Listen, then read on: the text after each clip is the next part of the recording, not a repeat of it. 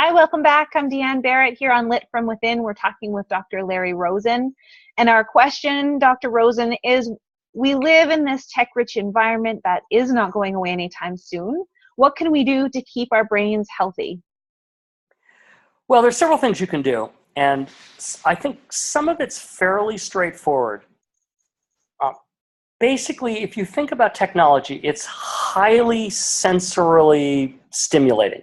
You're getting sounds, you're getting sights, and not only sounds, but you're getting high-def sounds, high-def sights, you're getting vibrations, motions, all of this. It really takes your brain and focuses your brain heavily. Our brains can't focus heavily for very long. Even back 40 or 50 years ago, scientists realized that what we have is something called a basic rest and activity cycle, BRAC. And what that is it's about 90 minutes. That for about 90 minutes, we're able to really energize our brain and do stuff with our brain, and then our brain needs a rest. I call it resetting your brain. And so what I tell people is that when you're working with technology, set an alarm for 90 minutes. At 90 minutes, take a 15-minute break. 10 minutes is actually fine, by the way, but we start with 15, they'll cheat and go to 10.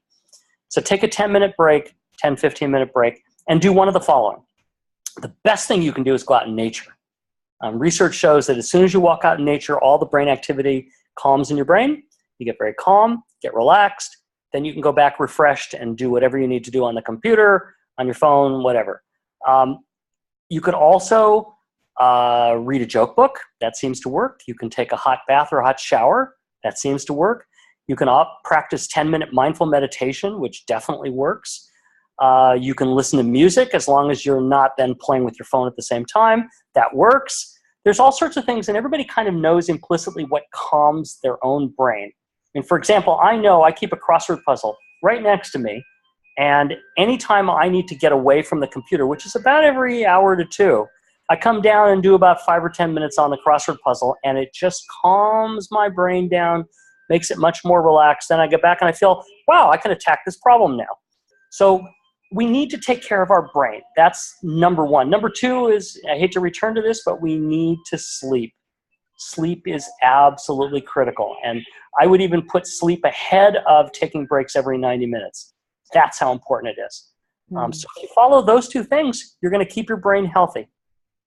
I love it. Now, off camera, I was talking to Dr. Rosen about my background as an English teacher, and I said, you know, I will give my students a novel, and I'll say, you have 3 weeks to read this, and they panic. If you watch the first segment, you'll know that students are studying for about 3 minutes at a time before they take a break.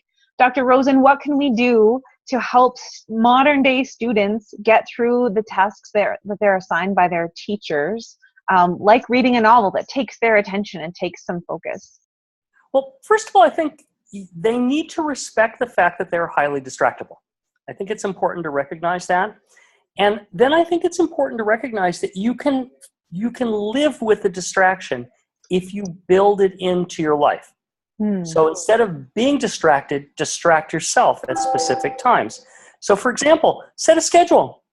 I'm going to read for 10 minutes. I'm going to read this book for 10 minutes. I'm going to turn off everything. I'm going to go in another room. I'm going to read for 10 minutes. That's all.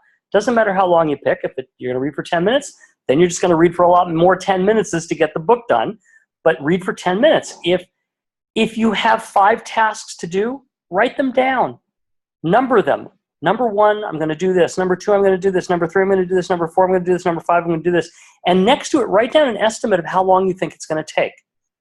And then monitor it and see how your estimates are. By the way, one of the things that happens when you're using technology is your sense of time perception goes to hell.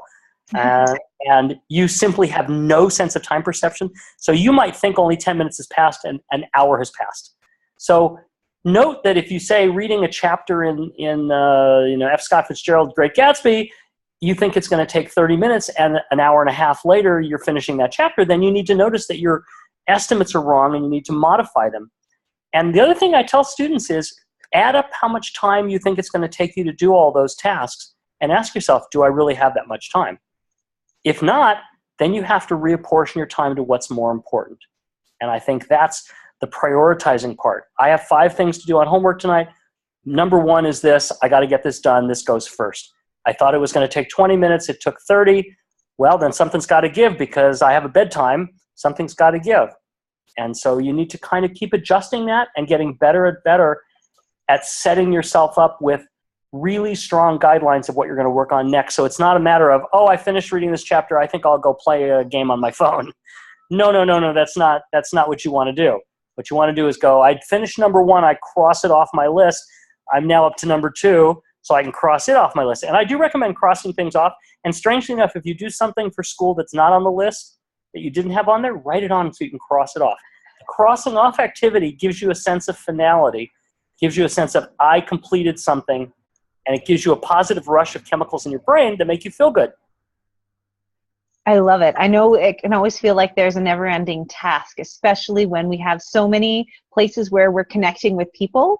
Just when we feel like, oh, okay, I connected with that person, I did that task, then you could repeat the pattern all over again, and you get stuck in this loop of feeling like nothing is ever complete.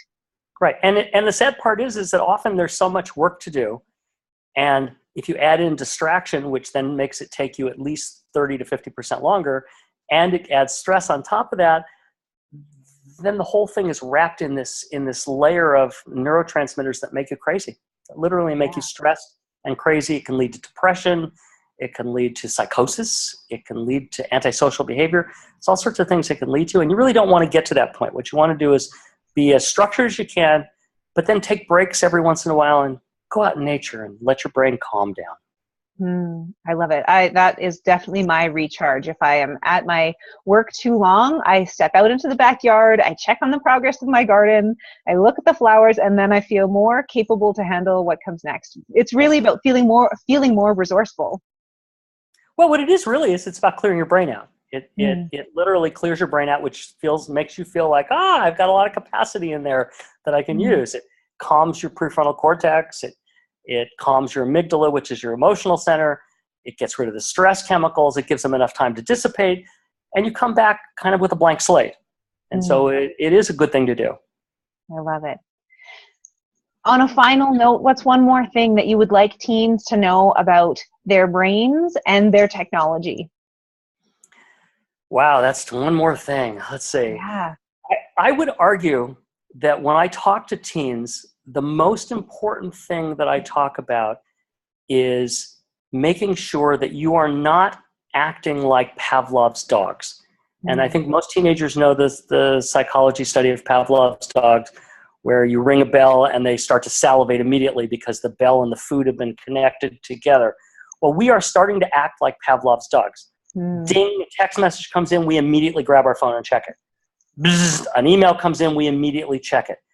Part of what I try to get teens to understand is there's nobody making you do it immediately. You don't have to. You're making yourself do it immediately. And sometimes it's good to practice not doing that. So sometimes if my phone buzzes right now, even though I'm one of those people that if it buzzes, I know it's email, and I check email all the time because that's unfortunately my poison, my distraction, I will let it sit for 5 minutes. And I'll literally make myself let it sit. Now, that is very uncomfortable. And I prescribe it will be uncomfortable to let it sit because you're going, I wonder who it is. I wonder if it's important. I wonder if it's something I should have responded to. I wonder, and particularly with so much social media and so much texting going on and connecting electronically rather than face-to-face, it's just really important to practice not being a Pavlov's dog. I love that you recognize how uncomfortable that is and that we just need to live in that space. I feel like that would be I'm thinking back to when you were talking about sitting down as a family on the floor and talking about what's coming up with social media. I feel like that is another great practice you could share as a family, for adults too, when we're so connected to our technology for our work or what have you, to just sit down and say, okay, if it rings, we're just going to let it sit. And one other thing, by the way, if I can say one last thing, parents are not exempt from this. If you want your kids to have good behavior, then you need to model good behavior. Phones go away at dinner time. When you're playing with your kids, the phones are away. Not in your pocket, away, sound turned off, vibration turned off. No excuses. You need to devote yourself to having a meal with your kids, to playing with your kids. I highly suggest that you every couple nights you have a family TV show that you watch or a family event that you do or something, all without technology. If it comes to it, create technology-free zones. I recommend making the kitchen a technology-free zone completely. If you can't do that, if it just doesn't work, then set a buzzer at dinner and for 20 or 30 minutes and let everybody check their phone for a minute, 20 to 30 minutes in, and then put them away for the rest of the dinner. But there's got to be a modeling from parents to kids, because kids are looking at their parents who are always on their phones going, just a minute, I have to check this message. Just a minute, I'll get to just, and that's just not good modeling. Yeah, it's back to that Pavlov dogs. We seem to prioritize the immediacy of the ringing versus the actual people who are right there sharing our space and in front of us. Exactly. Yeah. Well, Dr. Rosen, thank you so much for your expertise and sharing with us and allowing us to hear it right from the researcher, from the data itself, rather than filtered through some headlines that attract our attention but don't always give us the information we need. Thank you very much. Thank you. Be well. Take care.